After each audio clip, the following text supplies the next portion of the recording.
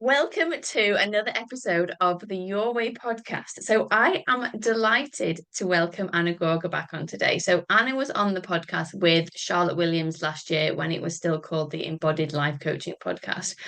I actually didn't ask Anna if I could say this before, but I consider Anna a friend, as well as here in the coaching space. Anna, welcome. Thank you, Louise. Oh, that sounds really nice to hear. So yes, I can say the same.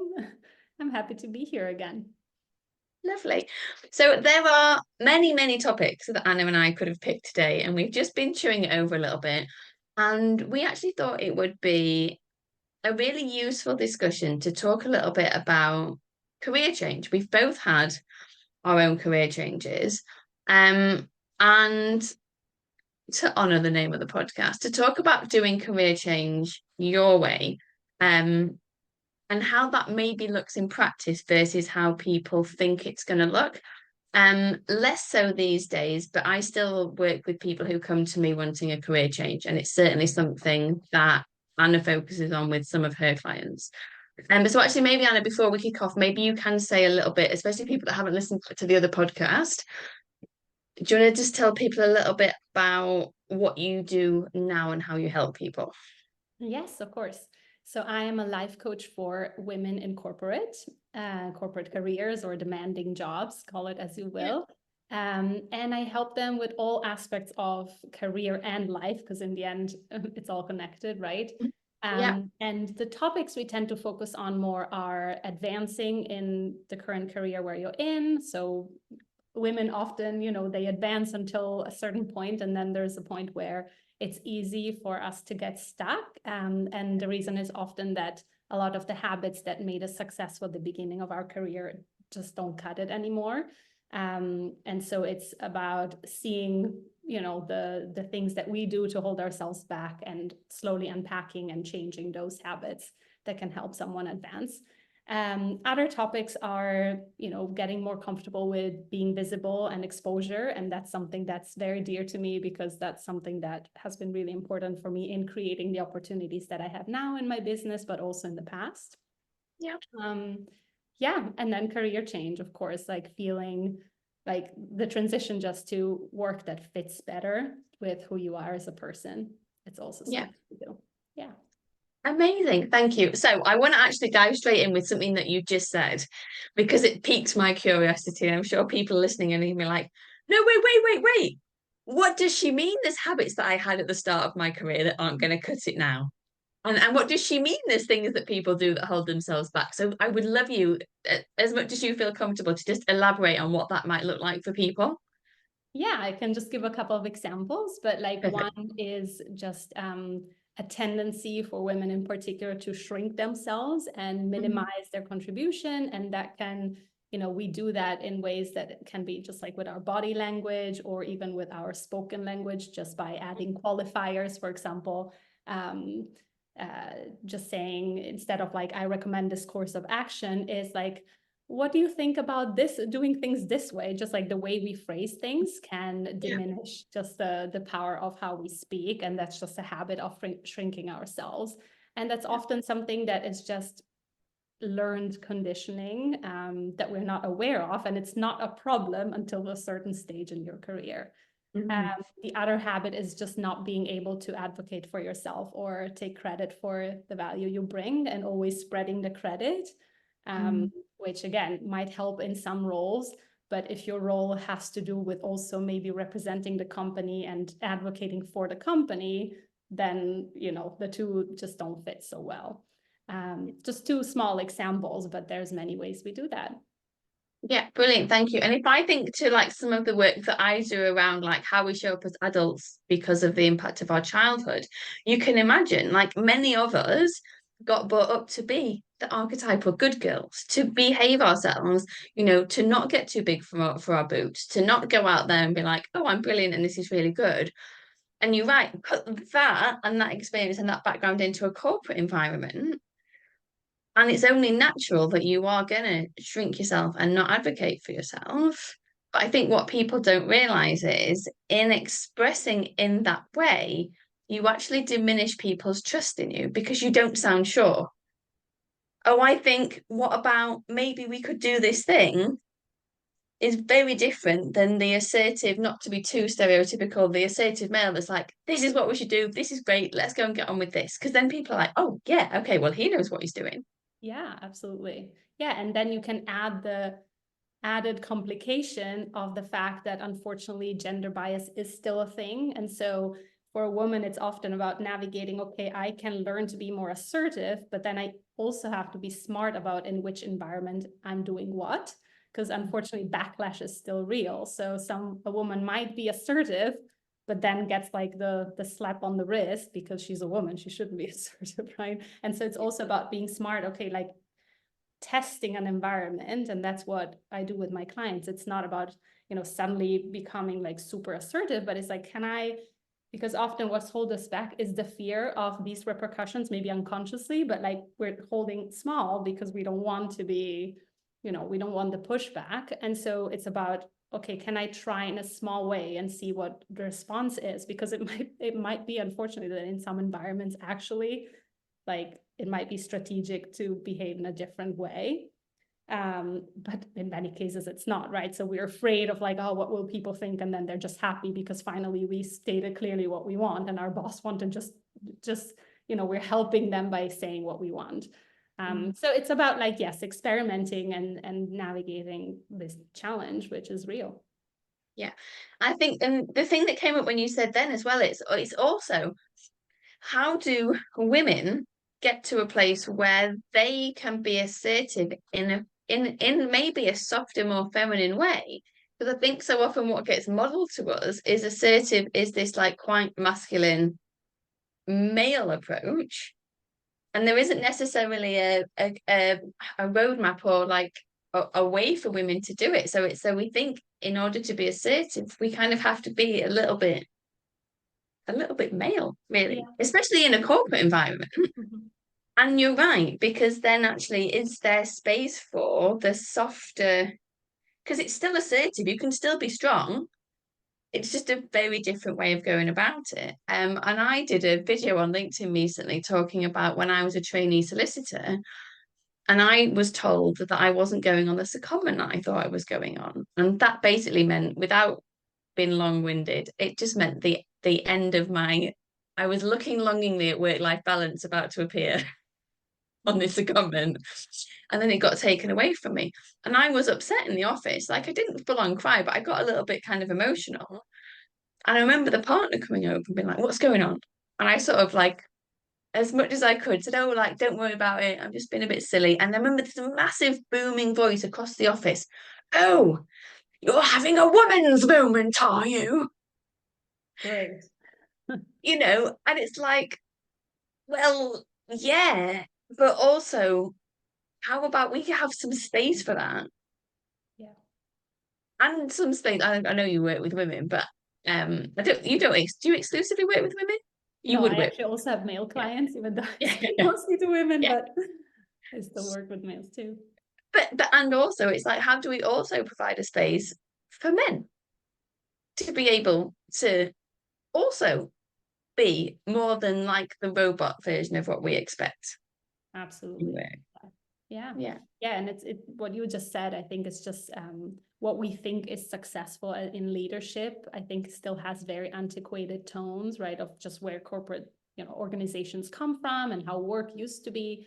But I think in our day and age, there's I can't quote anything, so don't quote me on like, I can look at the studies separately, but it's not necessarily true that those qualities are still the ones that are going to make the most successful leaders, and other qualities that are more traditionally like associated with what we think of as feminine and women might actually be more successful. And I think it's very much about finding the organization with which you have a natural fit as much as possible. And yeah. we don't necessarily have to become men to succeed in a corporate world. So I think that's a hopeful message. Yeah. But I think you're right. It is about being in the space that at least gives you some leeway to play around with well, how do I authentically and naturally show up in a way that benefits me and the business? Because some spaces are more conducive to that than others, realistically. Yeah, for sure. Yeah. And I think that I'm sure it's the same thing, the same conversations that you have. You know, many, many people can do a great deal of work when they don't enjoy their jobs that allows them to then have a thriving, enjoyable, marvelous, successful career without actually changing their job. Yeah. And sometimes you get to a point where it's like, it's just not going to work in that environment. So the environment needs to change. I've now done a lot of changing. The environment doesn't work. I need to go. Yeah, exactly. Both can happen. So it's about also, giving yourself the time to experiment and change, because obviously, as you said before, and totally resonates with me, I mean, we're going to take ourselves wherever we go. So if we see a pattern that wherever I go, I keep seeing the same problems, like it might be worth to have a look inside and see, okay, how am I contributing to a dynamic? And at some point, yes, I totally believe some environments are just a better fit. So, yeah. So, career change. I would love for you to share with people whatever feels good for you in terms of, because you obviously didn't, none of us were born working as a coach, but you didn't start your like professional life as a coach. I would love for you to share a little bit with the listeners about what you used to do, and I guess sort of the path that got you to here. I'm not gonna like I can interject as required if you like. I can't talk for that long without but I think what I think is so, so important for people is it's very easy to be in a job that you hate and feel completely stuck and trapped. And like there's no way out and there's no other options because you've got this one qualification and you're doing this one thing. Um, and I do think it's so important for people to hear different examples of what is possible. So Yeah, no, I'm very happy to do that. the floor is I yours. think actually I'm going to start from the end. Okay. I think one of my clients told me once how she doesn't like to hear see all the quotes on Instagram, like find your purpose and you won't work another day of your life, because it Mm, puts so much pressure on her to find her purpose. And I can so relate to that place, because I think when I was in school and, high school and then university, I was obsessed with the question of like, what am I, what's my calling? What's my purpose? What do I choose to do with it? And at some point I just like couldn't solve it in my head. And by the way, that's not how you solve it. That's why I couldn't solve it. But like, I think there was so much pressure to just find the perfect fit and the purpose and all those things, mm, and no real tools to do that.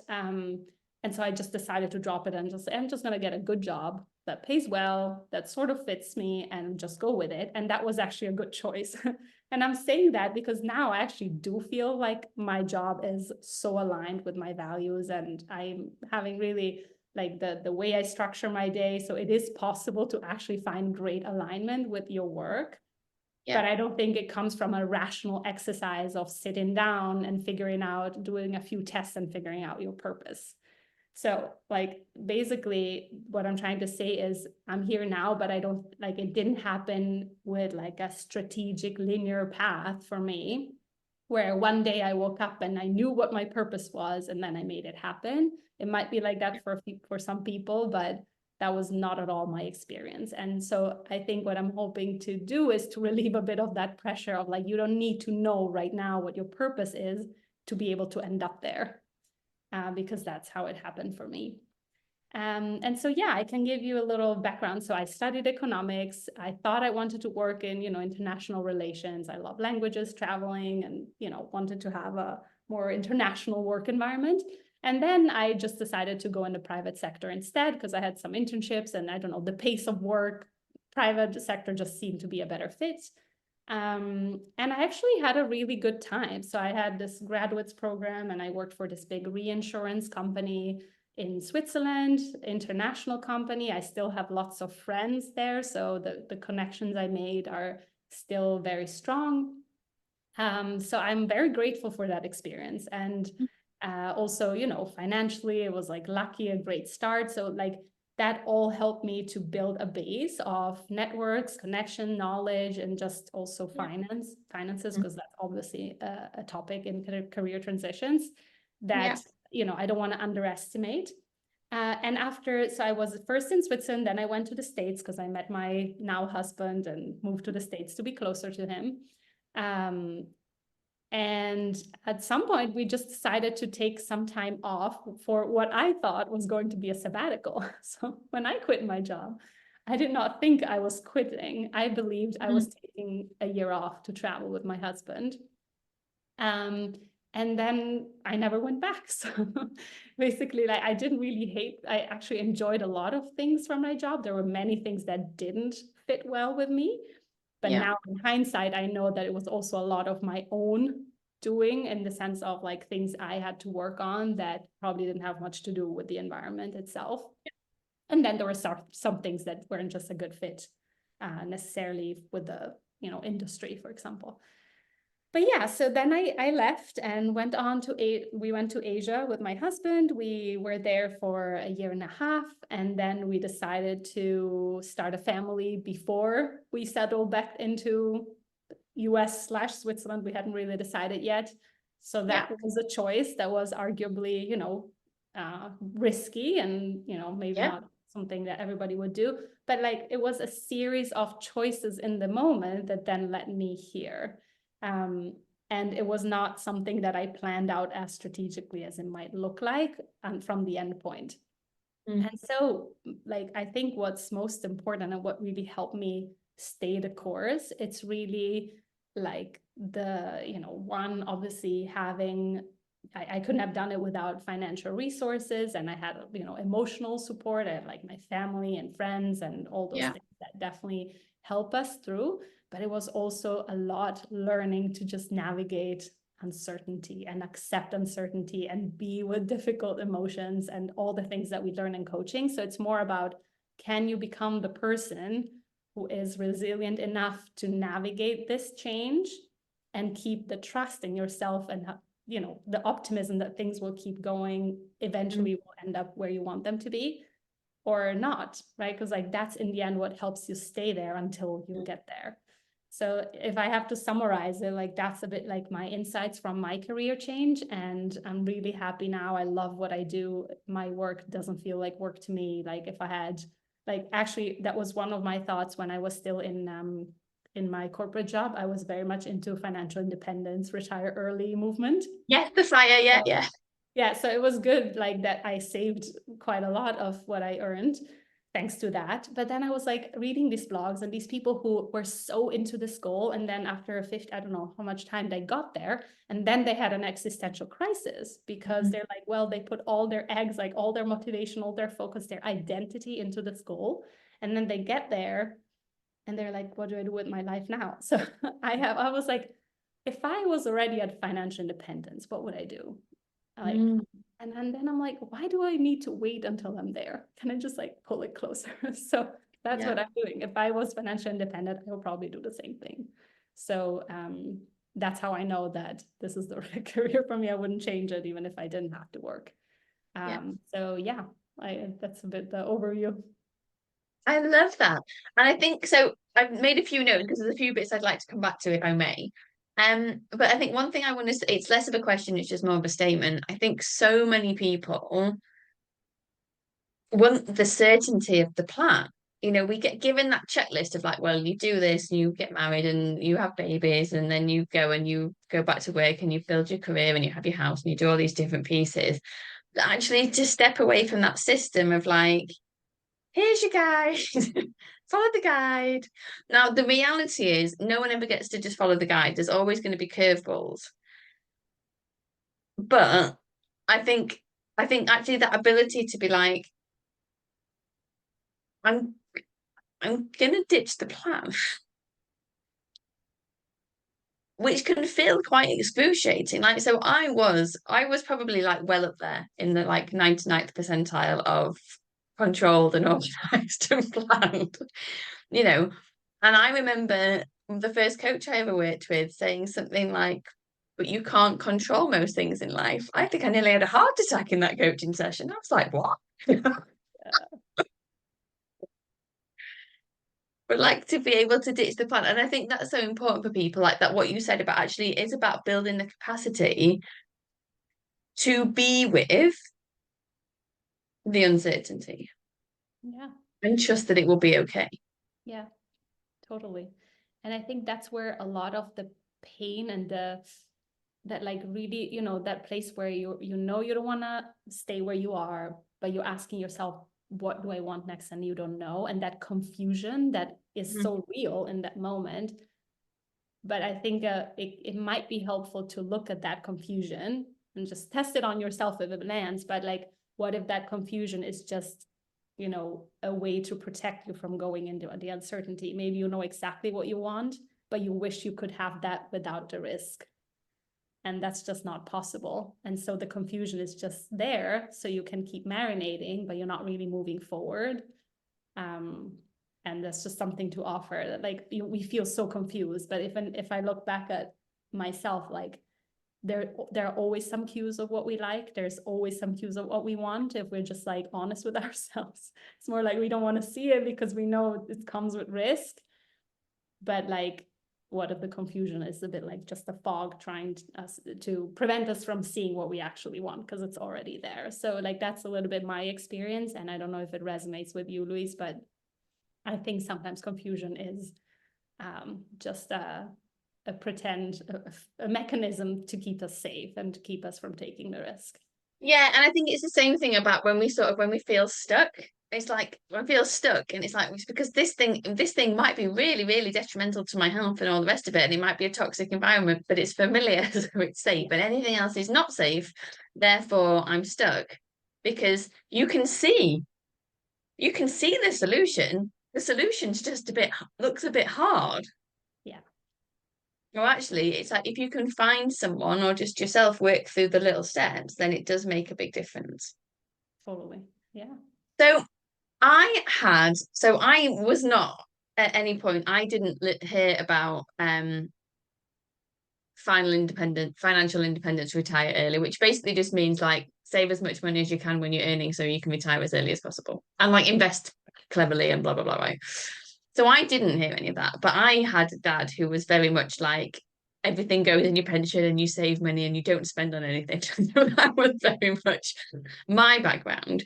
And so similar to you, when I left law, I had a decent chunk of savings. And I think you're right, Kate. We can't underestimate the difference that that makes. Someone said to me recently that what we tell people, we tell everyone, or there's this whole thing out there that everybody needs therapy, right? Or everybody needs coaching. But actually, what a lot of people need is just to have a little bit more money. And it's interesting when I've gone away and reflected on that, because my initial response was like, well, I don't think that's true. But then when I've gone away and reflected on it, I'm like, actually, the amount of negative impact it has on a person's well-being and health to have financial challenges. And I don't mean like when you just have got a little bit of scarcity, but there's a ton of money in the bank, like when there genuinely isn't, which I think we can both relate to as well. But like when there genuinely is not enough money to pay the bills in a month and all the rest of it, that is very, very hard. And I have had people come and work with me, or I've had people reach out to me and they do like this exact phrase has been said to me before. My story is exactly the same as yours, but I haven't got the savings. And I don't know that there's an easy solution to that. But for you, I guess people that are maybe a little bit earlier on or a little bit something else, what would be your advice? And maybe advice isn't the wrong word, but like for you, what was the difference with the savings and what would you recommend to people that they do when they are considering a career change? Yeah. Yeah, I definitely think having the savings is key. Like I'm very pragmatic from that point of view. And we're all different. Like, right, maybe for me, not having like, the level of stress this causes in me might be very different from someone else. So there could be people with a very high stress tolerance. And then of course it depends. Are you a parent or are you just out of college and you can take some risk, right? Like that, obviously, where you are in life matters. But I think, we can learn so much from even staying in a job that is not ideal and learning to save and making the most of the opportunities that we have now, that honestly, well, let's put it that way. If a job is so toxic that it's ruining your health, just get out of there and find something that pays you bills, but is not as, toxic. Like, I don't think I have a doubt about this, but if not, learn to like what you have and, find the good things about it and really exploit the opportunity to the maximum. That's what I would do. That's really my very personal opinion. But again, we're all different. Some people might not just have the same, anxiety about not having money. But I will say, having money is not enough. There's a lot of people who have the savings and they still won't take action. And so I think, like, it's not the only answer. For me, it's necessary to have a plan when it comes to money. But it's only the first step, because there's a lot of unhappy people in their careers and they would have the savings, but it's not that's preventing them. Yeah, for sure. There's something that means that they don't feel safe to take the next leap. And I think for a lot of people as well. So you chose to go on a sabbatical that everyone did and travel. And for me, I left my career without, I mean, I had a vague idea that I wanted to do coaching. I didn't actually know what coaching was. My sister had recommended it, and I was like, that sounds good, and it's not law, so we'll see what happens. But I got to a point where I'd pushed myself so far that working wasn't really an option. Like I wasn't, it's funny because at the time people were like, but you seem fine. Like outwardly, I was still like, it wasn't like I was confined to my bed. I think sometimes this is what people think with burnout. Because for ages I was like, it wasn't burnout. And now I'm like, it was totally it wasn't like I was confined to my bed. I wasn't functioning. Like I remember trying to book theatre tickets one Saturday night, but I was trying to juggle the time that like the dates that three groups of people had available. So I think it was me, my parents, and my sisters, like to try and figure out where we were going to go and what seats I was going to book. I was a tax litigation solicitor that ran these huge cases, like tens and tens of millions of pounds with all this stuff. I was completely floored by trying to book theatre tickets. And I remember being like, holy shit, I am not okay. Mm. So at that point, I mean, I would have been a danger to try and go back to work. And so then having that complete shift, taking time to get well and then start again was the answer for me. But I do think for most people, actually, depending on like how much is in the bank, it's much more safe from the nervous system perspective to try and do a little bit of to if you're looking for a complete shift, it's like figure out what this bit is first, make this bit work for you a bit better. So learn to work a bit less hours. And then once this is built up a little bit, then this one can fall away. And that's because of, but that's for a lot of the people that I work with tend to do a career change into having their own business. Whereas obviously, if it's just like, I'm going to go from this insurance place to this insurance place or this whatever to this place, then and it's a slightly different approach. But I think you're right. There isn't a set thing of like, you must do it this way. It's like, what feels good in your system, what feels available, what feels possible, and exactly what you said, what's your appetite for risk, and how does your body, mind, whatever react to the uncertainty of I'm going to leave this job and I don't know when I'll get paid again. Yeah. Yeah. And I think there is also like some, good news in the idea of like staying where you are, but with a new purpose, because in the end, like that determines so much of, at least for me, my well-being is like, do I have a purpose?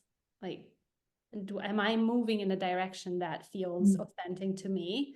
And at that point, once you have it and you are making progress, whether it's like small, like just an hour per week, whatever you're doing, but having that sense of progress and movement can already make a difficult situation feel much more bearable, because you already know you're moving towards something else, right? Instead of, being in your head about making a decision when you're in that really low place. I don't think, it's necessarily a good strategy. And I think it's hard for people to grasp when they're in the middle of a job and they're like, no, this Anna lady doesn't get it because I'm a job, and then it's awful, and I hate my colleagues, and I hate this, and I always have to work too hard, and yada yada yada. And I think what people don't realize is it doesn't actually take an awful lot to completely shift that relationship with work and colleagues and time and all of the rest of it. 100%. Yeah. No. And it can be the best training, right? For the next step. So again, with the exception of like really if you're close to burnout, like that's a different conversation. But otherwise, I think, yeah, it's worthwhile to do that work while you're still in the place you are, and start moving from there. Yeah. Yeah. And just to completely change the topic for a minute, but two things just popped into my mind that I think are really important. So Anna, you already know this, and I can't remember if I've talked about it on the podcast before. But this time last year, so today, me and Anna, and we're recording this on the spring equinox. And last year, I did the spring equinox. I did a retreat from this little Airbnb that I booked by the seaside because I was like, I don't know if I can carry on in my marriage anymore. I need to go and hide. And I got one of the best pieces of advice ever from someone that I was working with at the time. And she said to me a little bit earlier on in the year, she said, these patterns that have come up in your marriage now are patterns that you need to work through. Because I recognized that it was a replication of like my mum and dad's marriage in some ways. And she was like, and you can choose. She's like, you can try and figure them out with Nat, or you can leave Nat. But what you need to know is the next relationship that comes along, you are going to have to work through these patterns again. And I was like, oh shit. But I could also see how she was right. Mm. Now, as it happens, I had the conversation with Nat. He was like, we are working through the patterns together. and a year on, I have to say, we've done pretty good, right? So there's that. And then the other thing is actually, I can't remember. It'll come back to me in a second. But I think it's the exact same thing when you're in a career. You think it's very easy to think if I just escape this career, if I just get out of here, then I will feel better. It will all be fine. But the behaviors we have, we take wherever we go. And so again, Anna, I think you're right. Without trying to navigate a new career at the same time, it's like, well, if you can deal with some of this stuff in the context of where you are currently at, then you've dealt with it. And it actually does then feed through into everything else. Yeah. And then like things open up, right? Like often we actually, as I said before, I think we actually know what we want and there are opportunities, but when we're in that place where we feel stuck, it doesn't matter if they're there, like we're just not in the right moment and right place to see it and take action on it. So yeah, I totally agree with what you said. Like some things are just more about us and how we relate to things than where we are in that moment. Yeah. I've got no idea what the other example was. It wasn't a work one. Anyway, if it comes back to me, I'll share it again. So the other thing I want to ask you about, and I'll keep an eye on the time. I know we're coming up for the end.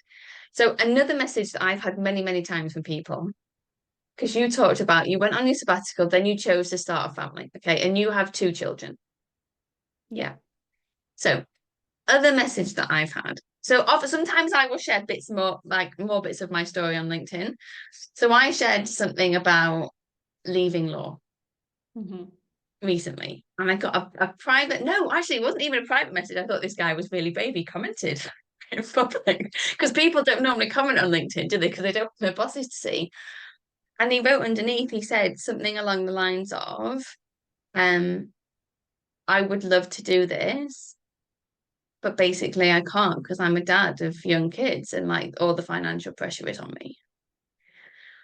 Now I obviously Sydney is delight, but she's a dog and she's not that expensive. But I would love your perspective for people who are in that position of, because you said before, like it's very different if you're like completely carefree, no responsibility.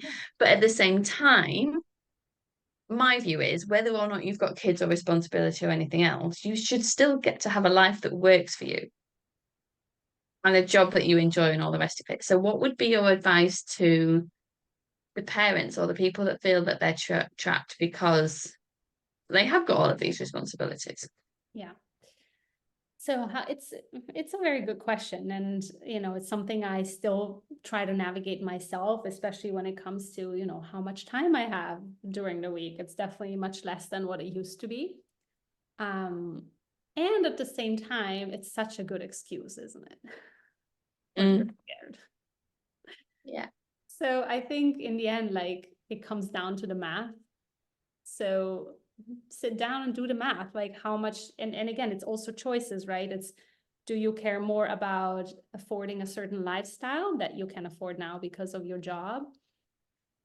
And then, or do you care, and like, that's something that for me is very important, what would I tell my children when they're about to choose their job? Will I tell them, well, you kind of have to take this job even though you hate it because, that's what I did, that's what's necessary? Or do I want to be an example for them that they can actually do something they love in life and they don't have to sacrifice their time? Because in the end, like, don't we really, like, life is short, or it's really long, and also it's so precious. Why would we want to spend days, weeks, months, years doing something we don't like? And I would never want that for my children. And so it's hard to make a change, and in my case, honestly, I don't know the other way. So like, maybe if I were in a quote unquote safe corporate career, I don't know how it would be to quit from there. But in my case, I'm like, I'm just going to take this step now, whatever happens. But I've had opportunities earlier in my business when I didn't have the same uh you know success, or yet, let's call it that way, to go back to a corporate job. And it was not a, obvious answer, but then I was like, no, I just want to be an example to my children that they can pursue something they love, and that there's more options than simply taking a job that is secure. Let's put it that way. So like that's basically, it's a question of values. Like, what do you value the most? And then again, the math, right? It needs to, can you afford what you consider like a lifestyle that is, dignified for your children? Obviously, like, under that, I think we have no question. But yeah, I think watch out, because it's an easy excuse. Do the math and then decide what is more valuable for you.